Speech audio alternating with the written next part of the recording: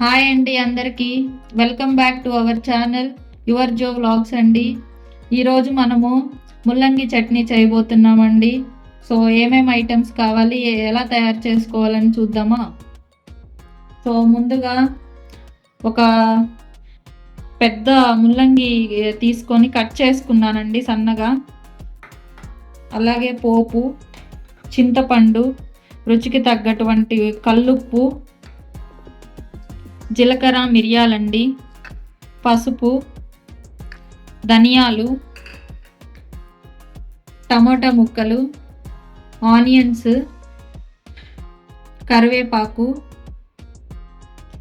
ఎండుమిర్చి, వెల్లుల్లి రెబ్బలు, పొట్టు తీసుకున్నటువంటి వెల్లుల్లి రెబ్బలు, అలానే ఆయిల్ అండి.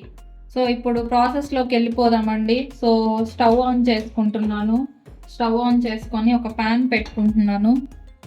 ప్యాన్ హీట్ అయ్యాక ఆయిల్ వేసుకొని ప్రాసెస్లోకి వెళ్ళిపోదాం. ప్యాన్ హీట్ అయిందండి, ఆయిల్ వేసుకుంటున్నాను. సో ఆయిల్ హీట్ ఎక్కనివ్వండి కొద్దిసేపు. హీట్ అయిందండి, పోపు వేసేసుకుంటున్నాను. పోపు వేసుకొని కలుపుకుందామండి.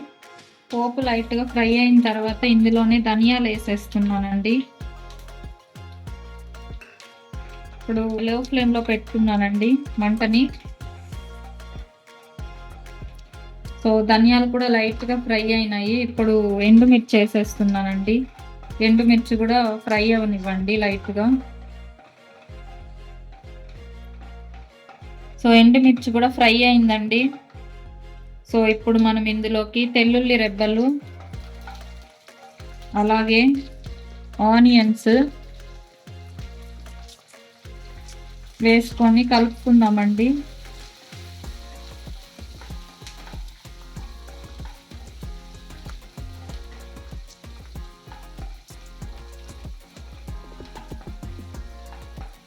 అలాగే కరివేపాకండి.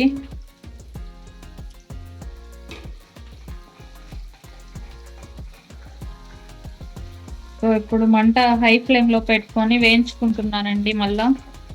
సో ఇప్పుడు అందులోకి కల్లుప్పు వేసేస్తున్నానండి. కల్లుప్పు కూడా వేసి ఫ్రై చేస్తున్నానండి వీటిని. ఇప్పుడు ఇందులోకి జీలకర్ర, మిరియాలండి, అవి కూడా వేసేస్తున్నాను. నేను స్టార్టింగ్లో వేయట్లేదు, అవి తొందరగా మాడిపోతాయని చెప్పేసి. సో ఇప్పుడు మంట లో ఫ్లేమ్లో పెట్టుకొని కలుపుకుందామండి. ఇందులోకి పసుపు అండి, పసుపు కూడా వేసుకొని బాగా మిక్స్ చేసుకుందాం. సో ఆనియన్స్ ఫ్రై అయ్యాయి కదండి లైట్గా. ఇప్పుడు ఇందులోకి టమోటా ముక్కల్ని కూడా వేసేస్తున్నాను.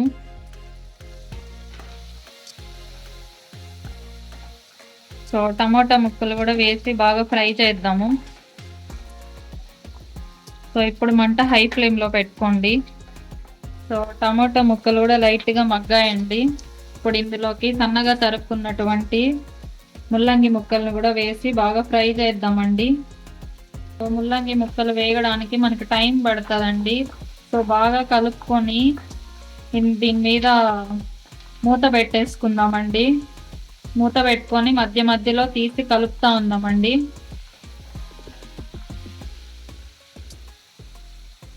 సో మూత పెట్టేసుకుంటున్నానండి. సో చూడండి ఫ్రెండ్స్, ఇక్కడ మనకి ఆల్మోస్ట్ ఫ్రై అయిపోయింది ముల్లంగి. బాగా ఒక 2-3 మినిట్స్ బాగా వేగనిద్దామండి.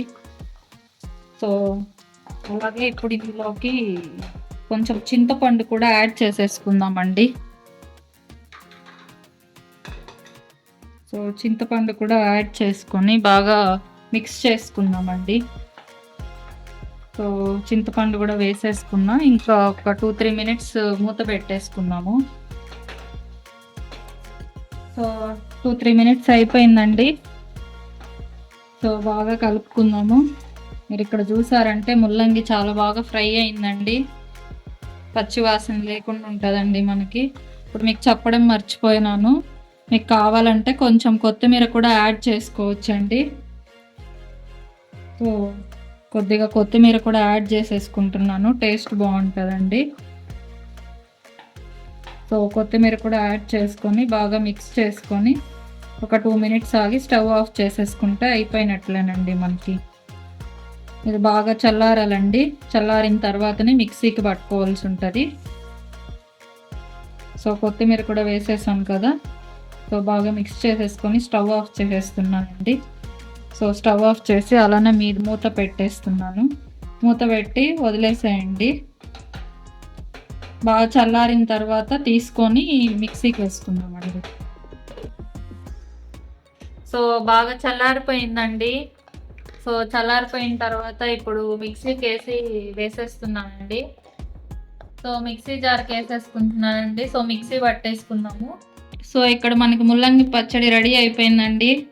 చాలా టేస్ట్గా ఉంటుంది, చాలా కమ్మగా టేస్ట్గా ఉంటుందండి. ఇది రాగి సంగటిలోకి కానీ లేకుంటే దోశల్లోకి కానీ వేడి అన్నంలోకి కానీ చాలా బాగుంటుందండి. సో మీరందరూ కూడా తప్పకుండా ట్రై చేయండి. ఎలా ఉందో కమెంట్స్ బాక్స్లో పెట్టండి మీ కమెంట్స్ని. థ్యాంక్ యూ అండి. మన ఛానల్ని సబ్స్క్రైబ్ చేయండి, షేర్ చేయండి, లైక్ చేయండి. Thank you.